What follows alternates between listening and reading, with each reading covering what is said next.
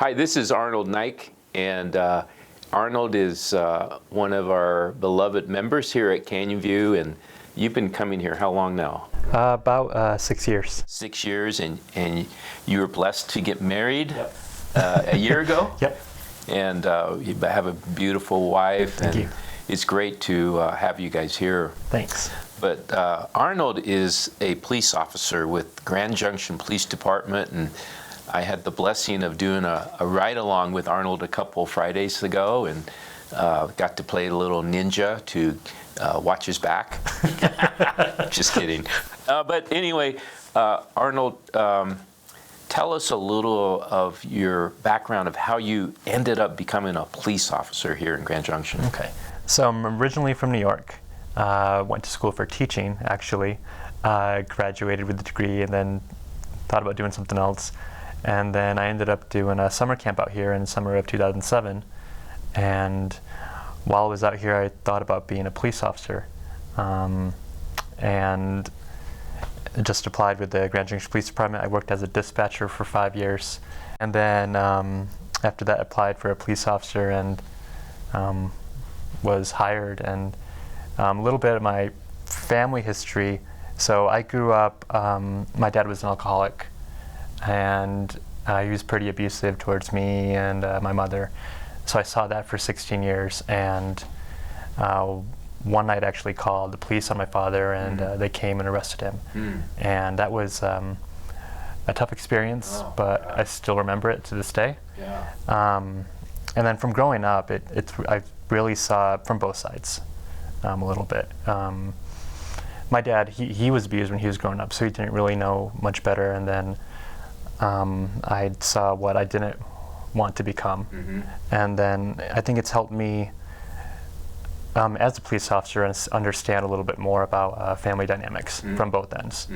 Not coming from a perfect home, but knowing that there's still hope too, and that we can still help other people in those situations. So when you're talking about hope, how did you find hope in your life? So I was raised in the church, and both my parents are strong believers, just different in how they approached it. But my mom always told me never give up on God and never lose faith. Okay. And that what's brought me through and still helps me do what I do today. Okay, so Arnold, obviously you're in your street clothes, Right. and but when you put your uniform on and you have the badge, what does it mean to you to be aware of the badge? That we have a responsibility to help other people, but also to enforce the law, and that way that helps other people. We keep the peace, we keep it civil, we try to maintain the order in the community so that people can live just normal lives. And it comes with a lot of authority, but also you need to be humble as well. Yeah. And I saw you in action, and that really is your heart. And you're a good cop. Thank you. I just want you to know that. Thanks. And so let's continue to talk about this thing of authority. How do you understand authority as a police officer? We're given the responsibility, the right to enforce the law. And who gives you that authority? The department and the state. Okay. Yeah. Legally. Yeah. That's important. Right. It's given to you from a higher authority. Correct. Yeah. Yeah. Okay. And so are you cognizant of that as you're working? Yes. This authority? Yes. Because, I mean, we're there to enforce the law, to help other people. If we back down from our authority, how can we help someone who's in need if we're not willing to do our job and enforce laws to help that person? Or if we're back down by that other person that's threatening, who we're there to help, that's not doing our job. So what's underneath the authority is your desire to be a servant. Right. And does your faith come involved in that? Yep. How do you see that? There's a lot of other Christian guys and believers that I work with, and we all understand. I mean, I go home and some days are just hard. But it's like, how can you do this job and not believe in God and not have a faith, because we see some rough things. So you have to know that God is with you. And then also we do some dangerous things as well. And if you can't, for myself at least, I'll speak for myself, I know that God's with me and whatever happens, happens. But I know that it'll be okay.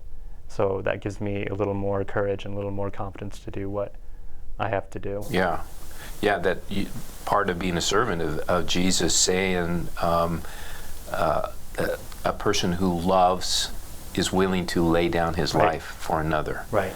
So servanthood, the love of God, the love for others is all embodied in you as a police officer. Yes. And what I saw is that made a difference. It does. In how you approached people. It does, because we talk to them like people. I'm no different than them. Yes, you did do that. We all live in the same town. We all see each other at the grocery store. It's the same. If that's just when I'm at work, that's my job. Yeah. So what are ways someone in your position could abuse that authority given to them? They can lose track and not understand that it's about people. That is about people that we're supposed to help. Not that just we're there just to, we have the right to do this or that, and they lose track and they forget that it's supposed to, we're there to help you. We're there to help you when you call us, not to show our power or, have a power trip or anything like that. Yeah. And you're probably trained on that of where you don't cross the line. Right. Well, just like we're not above the law. Yeah. So we have to follow the laws just like anyone else. Yeah. Important, very right. important. We have to follow the same laws that we enforce. Yeah. So that makes us no different than you or I. Yeah, because you will be held accountable just Correct. as much as the next guy. Even more so sometimes. So, as we close here, what can we do to support you guys? You can pray for us, for not just police officers but their families as well, because it's not something that you just leave at work. But it affects your spouse. It affects, I don't have children, but it affects your kids, affects friends. It's not it's sort of a 24-hour deal. If people know that you're a police officer, you're always expected to help. It doesn't matter if you're at work or not there. Yeah. Just be supportive, be encouraging.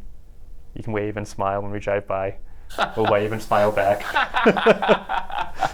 Well, thanks, Arnold, for coming in here, man. Thank you. I appreciate it, and I look forward to the next ride along I get to do with you. Cool. Thanks, Kirk. Okay, Arnold. God bless you, bro. Thank you. Thank you.